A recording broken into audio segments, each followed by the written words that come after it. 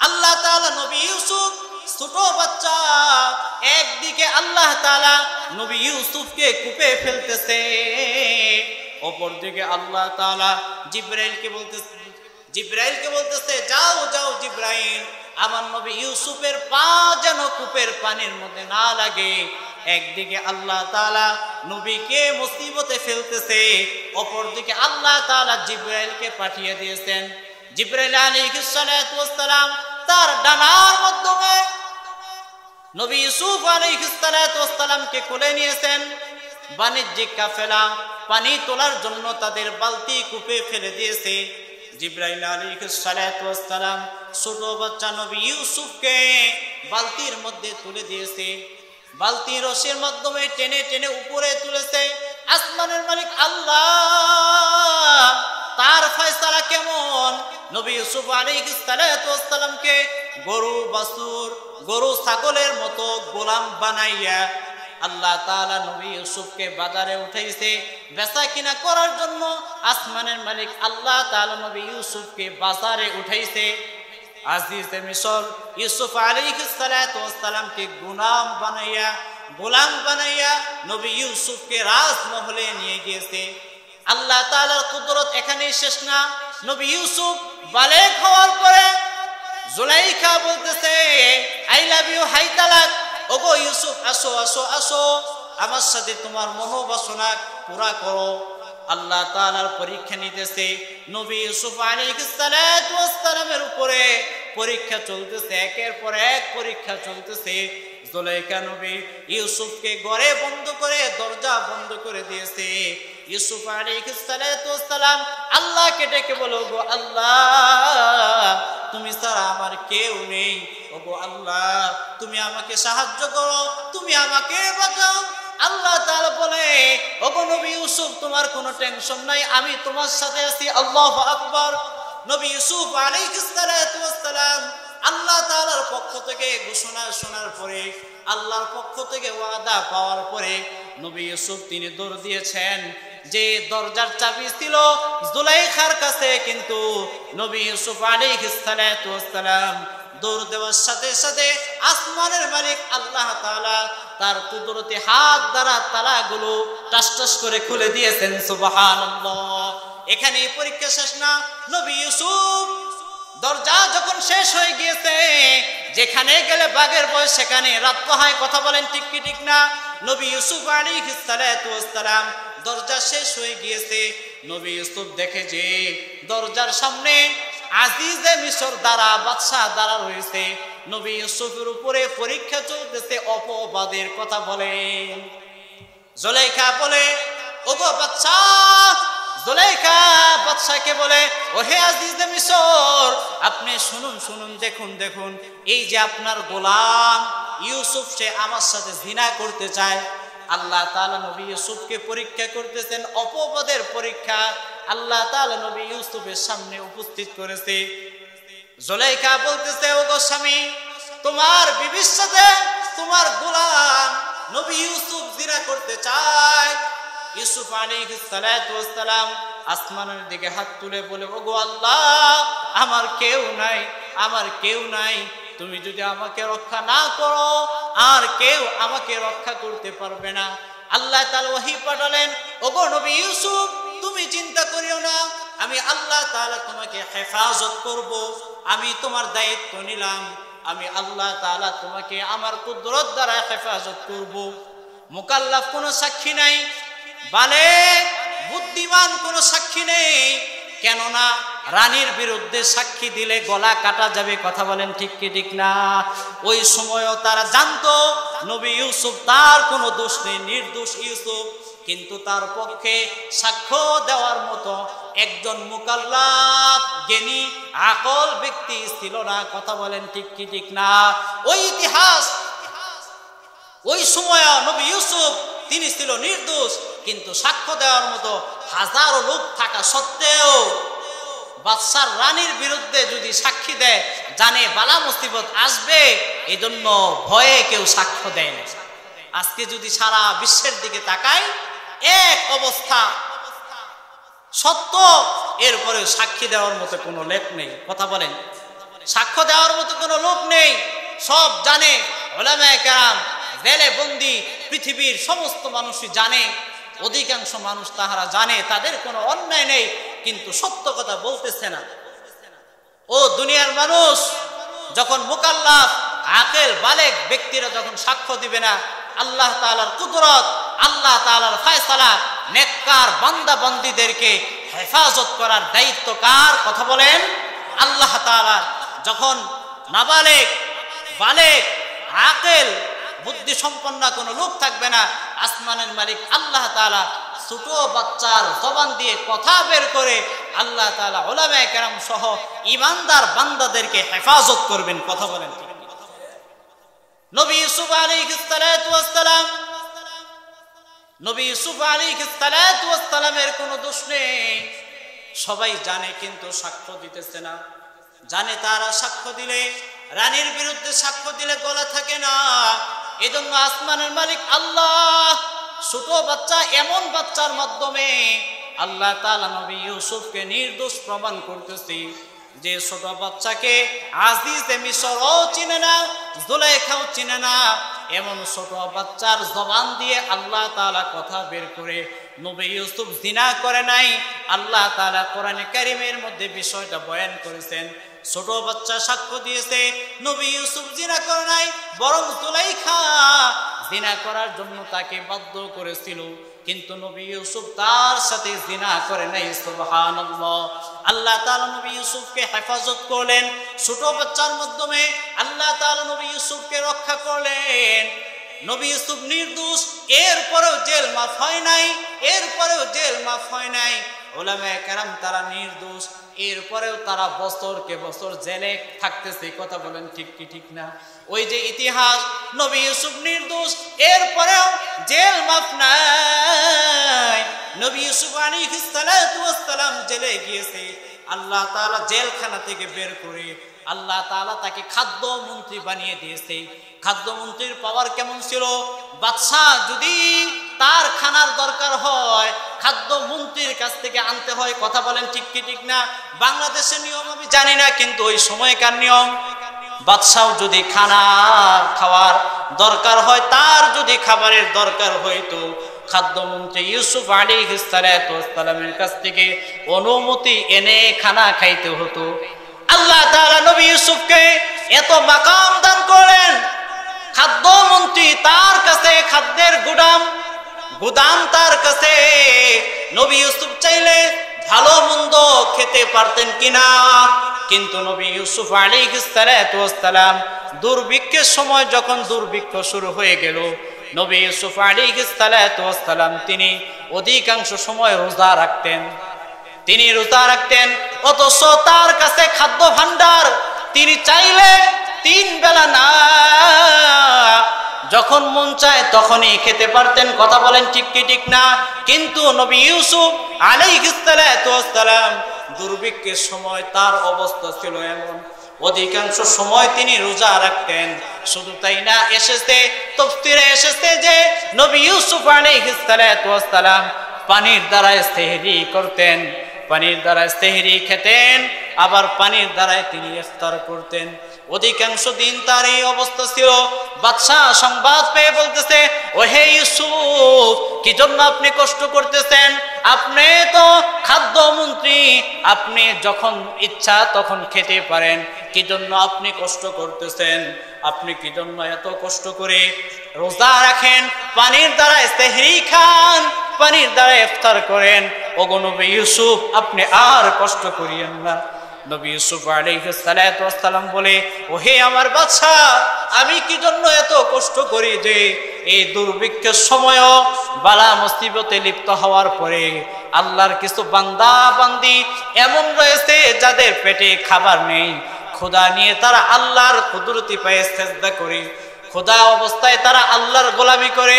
আমি নবী ইউসুফ ওই সকল বান্দা যারা বিপদে পড়ে আসমানের মালিক আল্লাহকে বলে না, আমি নবী ইউসুফ ওই সকল বান্দাদের অন্তর্ভুক্ত হতে চাই। কেননা মুসিবতে লিপ্ত হওয়ার পরে যে আল্লাহকে ডাকে, আসমানের মালিক আল্লাহ তাআলা তাদেরকে মহব্বত করেন, ভালোবাসেন। আমি নবী ইউসুফ চাই এই দুর্ভিক্ষর মধ্যে যারা না খেয়ে ক্ষুধা পেটে নিয়ে আল্লাহর গোলামি করতেছে, তাদের গোলামির সাথে আমি নবী ইউসুফের গোলামিকে মিলানোর জন্য পানির দ্বারায় সেহরি খাই, পানির দ্বারায় ইফতার করি। সুবহানাল্লাহ। এই হচ্ছে তাদের অবস্থা।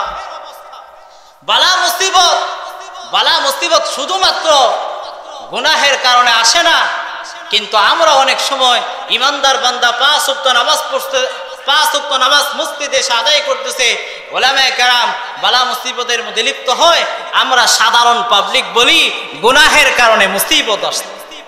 এটা কি সত্য? গুনাহের কারণে আল্লাহ সবসময় মুসিবত দেন না। আল্লাহর প্রিয় বান্দাদেরকে মুসিবত সবচাইতে বেশি দেন। যাদেরকে আল্লাহ মহব্বত করে তাদেরকে বেশি মুসিবত দেন। দুনিয়াতে দুঃখ কষ্ট আল্লাহ তাআলা তাদেরকে সবচাইতে বেশি দেন। এই জন্য এই বালা মুসিবতের মধ্যে লিপ্ত হয়ে আমাকে আপনাকে আমল করতে হবে, সবুরের আমল করতে হবে। তাহলে ইনশাআল্লাহ আমি আর আপনি সফল কাম হব। ক্ষুধার মাধ্যমে আল্লাহ তাআলা মুসিবত দেন। অনেক মানুষের অভাব অনটন, আমি আর আপনি হতাশ হয়ে যাই। অথচ যারা মসজিদে আসে না তাদের খাবারের কোনো অভাব নেই, কিন্তু যারা মসজিদে আসে ওলামায়ে কেরাম থেকে শুরু করে নিয়ে দিনের কাজ করে ইমানদার বান্দা, তাদের অনেক অনেক কষ্ট চলে, সংসারে অনেক কষ্ট। এই যে কষ্ট, এটা তাদের গুনাহের কারণে না, আল্লাহ তাআলা তাদেরকে মহব্বত করেন, ভালোবাসেন। এজন্য আল্লাহ তাআলা তাদেরকে দুনিয়াতে পরীক্ষা করতেছেন এবং এই পরীক্ষায় পাস ইমানদারদেরকে আল্লাহ তাআলা করাবেন। পরকালে আল্লাহ তাআলা এদের মর্যাদা বৃদ্ধি করার জন্য। সুবহানাল্লাহ।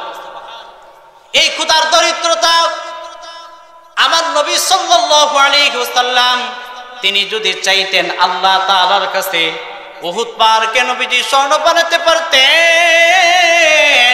আমার নবীজি যদি আল্লাহকে বলতেন, আল্লাহ তাআলা নবীর চাওয়াকে পুরা করে উহুদ পাহাড়কে আল্লাহ তাআলা স্বর্ণ বানাইতে পারতেন। কথা বলেন ঠিক কি ঠিক না? আমার নবীর পিছনে পিছনে স্বর্ণের পাহাড় ঘুরতো, কিন্তু আমার নবীজি আল্লাহ তাআলার কাছে স্বর্ণ চান নাই, আল্লাহ তাআলার কাছে দরিদ্রতা চেয়েছেন, দারিদ্রতা চেয়েছেন। আল্লাহ নবী বলে, আল্লাহুম্মা আহইনি মিসকিনান ওয়া আমিতনি মিসকিনান ওয়াহশুনি ফি যুমরাতিল মাসাকিন। ওগো আল্লাহ, আমি তোমার কাছে টাকা পয়সা চাই না, আমি দুনিয়াতে দরিদ্র অবস্থায় বাঁচতে চাই। ওগো আল্লাহ, তুমি আমাকে গরিব বানাও। ওগো আল্লাহ, আমাকে দুনিয়াতে যতদিন বাঁচাইয়া রাখো, গরিব বানাইয়া বাঁচাইয়া রাখো। যখন তুমি আমাকে মৃত্যু দান করবা, ওয়া আমিতনি মিসকিনান, মৃত্যুর সময় আমি যেন গরিব থাকি, গরিব অবস্থায় মিসকিন অবস্থায় আমাকে তুমি মৃত্যু দান করবা। ওগো আল্লাহ, শুধু তাই না, ওয়াহশুনি ফি যুমরাতিল মাসাকিন। আল্লাহ নবী বলেন, ওগো আল্লাহ, তোমার কাছে আমার চাওয়া কাল হাসরের ময়দানে মিসকিনদের দলে আমাকে অন্তর্ভুক্ত করবা, মিসকিনদের দলে তুমি আমাকে উঠাবা। আল্লাহ নবী তিনি চাইলে উহুদ পাহাড়কেও স্বর্ণ বানাতে পারতেন, কিন্তু তিনি তা চান নাই। দরিদ্রতাকে নিজের জন্য তিনি গ্রহণ করে নিয়েছেন। আমার নবী সাল্লাল্লাহু আলাইহি ওয়াসাল্লাম 3 দিন না খাওয়া, আমার নবী ক্ষুধার যন্ত্রণায় পেটে পাথর বেঁধেছেন। 3 দিন না খাওয়ার পরে আল্লাহ নবী ঘর থেকে বের হয়ে গিয়েছেন। আম্মা জান আয়েশা সিদ্দিকা রাদিয়াল্লাহু তাআলা আনহা বলে, লাগাতার 2 মাস আমাদের ঘরে কোনো চুলা জ্বলতো না। জিজ্ঞাসা করা হয়েছে, ওগো আম্মা জান আয়েশা, কেমন করে আপনারা চলতেন? আম্মা জান আয়েশা বলে, আমাদের কাছে যদি একটা খেজুর আসতো, আল্লাহর নবী একটা খেজুরকে 2 খণ্ড করে 1 খণ্ড আমাকে খাওয়াতেন, আর অর্ধেক আল্লাহর নবী তিনি খেতেন। আম্মা জান আয়েশা বলে, কোন আনসারীর বাড়ি থেকে দুধ হাদিয়া আসলে আল্লাহর নবী আমাকে একটু খাওয়াতেন, আর আরেকটু আল্লাহর নবী খেতেন। এভাবে আমাদের মাস অতিক্রম হতো, মাসের পর মাস এভাবে আল্লাহর নবী অতিক্রম করতেন। অথচ আল্লাহর নবী চাইলে আল্লাহ নবী চাইলে উহুদ পাহাড় স্বর্ণ বানাতে পারতেন, কিন্তু আল্লাহ নবী এই দারিদ্রতাকে নিজের জন্য তিনি পছন্দ করেছেন। কেন জানোনি? যাতে করে কিয়ামত পর্যন্ত আল্লাহ নবীর কোন উম্মত বলতে না পারে পেটে ক্ষুধা কেমন করে নামাজ পড়ব, এই কথা যেন কোন উম্মত না বলতে পারে। ভ্যান চালাই কেমন করে নামাজ পড়বো, রিক্সা চালাই কেমন করে নামাজ পড়বো, আগে পেটে যদি ভাত থাকে তাহলে সেটা নামাজ পড়বো, এমন কোন কথা কিয়ামত পর্যন্ত কোন উম্মত যেন না বলতে পারে। এজন্য আল্লাহর নবী তিনি ইখতিয়ারে নিজে তিনি দারিদ্রতাকে গ্রহণ করেছেন। আমার নবী চাইলে জিনদের বাদশা হতে পারতেন, আমার নবী চাইলে জিনেরও বাদশা হতে পারতেন। আল্লাহ নবী বলে আমি মসজিদে নববীতে নামাজ আদায় করতেছি, জিন এসে আমাকে ডিস্টার্ব দেয়। আল্লাহ নবী বলেন আমি জিনকে ধরে ফেললাম, জিনকে ধরে বললাম ওহে জিন, আমার ভাই সুলাইমান আলাইহিস সালাতু ওয়াস সালাম আল্লাহ তাআলার কাছে জিনের রাজত্বকে চেয়ে নিয়েছেন। আমার ভাই সুলাইমান আল্লাহর কাছে দোয়া করেছে, ওগো আল্লাহ আমি এমন এক রাজত্ব চাই যে রাজত্ব তুমি আমার পরে কাউকে দিবা না। আমার আল্লাহ তাআলা আমার ভাই সুলাইমানকে জিনের রাজত্ব দান করেছেন। যদি আমার ভাই জিনের রাজত্ব না চাইতো, জিন আমি তোমাকে মসজিদে নববীর বারান্দায় সুতুনে খুঁটির মধ্যে বেঁধে রাখতাম, সকাল বেলায় মদিনার বাচ্চারা এসে তোমার নাকে এবং কানে রশি বেঁধে পুরা মদিনার অলি গুলিতে ঘুরতো। সুবহানাল্লাহ। আমার নবীর এত ক্ষমতা ছিল, আমার নবী চাইলে সব কিছু করতে পারতেন, কিন্তু আমার নবীও মুসিবতের দারিদ্রতাকে নিজের জন্য, দারিদ্রতার মুসিবতকে নিজের জন্য গ্রহণ করেছেন। কিয়ামত পর্যন্ত কোন উম্মত যেন আল্লাহ তাআলার কাছে শিকায়াত না করতে পারে, ওগো আল্লাহ আমি অভাবী, কেমনে তোমার কুদরতি পায়ে সিজদা করব, আমার জন্য না করতে পারে। এজন্য আল্লাহ তাআলার রাসূল নিজের জন্য দারিদ্রতাকে গ্রহণ করেছেন। আল্লাহু আকবার। আল্লাহ নবী নিজের জন্য গ্রহণ করেছেন। এই মুসিবতের মধ্যে বান্দা আল্লাহ তাআলার দিকে রুজু হবে, আল্লাহকে ডাকবে, এটা একজন ঈমানদার বান্দার শান। ঈমানদার বান্দা মুসিবতে পড়ে সে রুজু হবে কার দিকে? আল্লাহ তাআলার দিকে। আল্লাহ তাআলার দিকে তার মাইলান, আল্লাহ তাআলাকে ডাকবে। এজন্য যুগে যুগে আল্লাহ রাব্বুল আলামিন সমস্ত আম্বিয়া আলাইহিমুস সালাতু ওয়াস সালামকে পরীক্ষা করেছেন। মুসিবত আসছে তো নবীরা তখন আল্লাহ তাআলাকে বেশি বেশি করে ডাকতেন। আল্লাহু আকবার। আমি আপনাদের সামনে মুসিবতে পতিত হলে একটা আমলের কথা আমি আপনাদেরকে বলেছি। আমলটা কি বলেছি? মুসিবতে পড়ার পরে পড়তে হয় ইন্না লিল্লাহি ওয়া ইন্না ইলাইহি রাজিউন। এই দোয়া পাঠ করার পরে আল্লাহুম্মা আজিরনি ফি মুসিবাতি ওয়া খুলুফ লি খায়রাম মিনহা, এই দোয়া পাঠ করতে হয়। কথা বলেন। 2 নাম্বার আমল আমি আপনাদের সামনে পেশ করতেছি।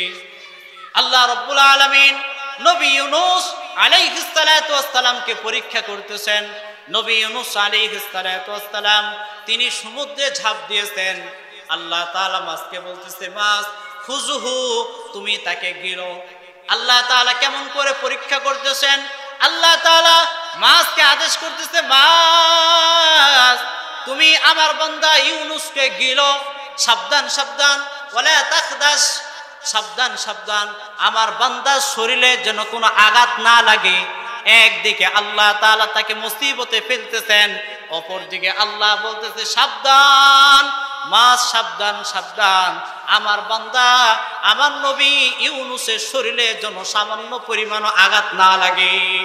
আল্লাহ তাআলা মাছকে বলতেছেন, ওহে মাছ আমার বান্দা ইউনূসের তার শরীরের হাড্ডি যেন না ভাঙে, কোনো দাগও পড়বে না, তার শরীরের কোনো হাড্ডিও ভাঙবে না। সাবধান সাবধান। হযরত ইউনূস আলাইহিস সালাতু ওয়াস সালামকে আল্লাহ তাআলা পরীক্ষা করতেছেন। মাছ যখন ইউনূস আলাইহিস সালাতু ওয়াস সালামকে গিলে ফেলেছে, হযরত ইউনূস বলে আমি তো মনে করেছি আমি মারা গিয়েছি। হযরত ইউনূস আলাইহিস সালাতু ওয়াস সালাম বলে যে আমি যখন মাছের পেটে সমুদ্রের একদম তলদেশে যাওয়ার পরে হযরত ইউনূস আলাইহিস সালাতু ওয়াস সালাম বলেন যে আমি শুনতে পেলাম কে যেন বলতেছে সুবহানাল্লাহ, আলহামদুলিল্লাহ। এভাবে কারা যেন দোয়া করতেছে। আমি মনে মনে আমাকে জিজ্ঞাসা করতেছি কারা এরা? আল্লাহ তাআলা নবী ইউনূসের তার মনে সব কথা জানেন কিনা? আল্লাহ তাআলার সাথে সাথে ওহী পাঠাইছে, ওহী আমার বান্দা ইউনূস, এই যে তাসবির আওয়াজ তুমি শুনতে পেলা, এটা হচ্ছে দাওয়াবুল বাহরি, সমুদ্রের মধ্যে আমার যত প্রাণী রয়েছে সমস্ত প্রাণীরা আমি আল্লাহ তাআলার তাসবিহ জিকির পাঠ করে সুবহানাল্লাহ। হযরত ইউনূস আলাইহিস সালাতু ওয়াস সালাম ফানাদা ফিজ যুলুমাত, নবী ইউনূস আলাইহিস সালাতু ওয়াস সালাম তখনও ওই মাছের মধ্যে তিনি আল্লাহ তাআলার কুদরতি পায়ে সিজদায় পড়ে গেলেন।